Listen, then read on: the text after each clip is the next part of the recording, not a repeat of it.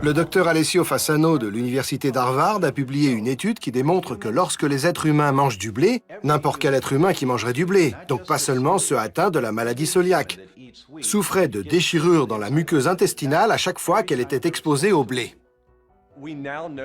Nous avons, grâce aux études cliniques, la preuve irréfutable que les maladies auto-immunes commencent dans les intestins. C'est ce que disait Hippocrate plus de 2000 ans auparavant. Toute maladie commence dans les intestins. Il en va de même pour les maladies auto-immunes. Pour ce type de maladie, voilà ce qui se passe vraiment.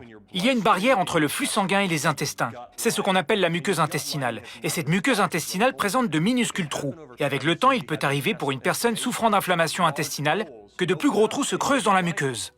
Certaines cellules se renouvellent très rapidement, et c'est le cas pour la muqueuse intestinale. Tous les 3 à 7 jours, nous avons une nouvelle muqueuse. Ça fonctionne comme la peau d'un serpent. On pourrait dire qu'elle mue. Vous prenez une tartine au petit déjeuner, elle se régénère. Un sandwich pour votre repas, elle se régénère. Des pâtes pour le dîner, elle se régénère. Vous ajoutez des croûtons dans votre salade, elle se régénère. Un biscuit, c'est pareil. Elle se régénère sans cesse, jusqu'à ce qu'un jour, elle ne se régénère plus.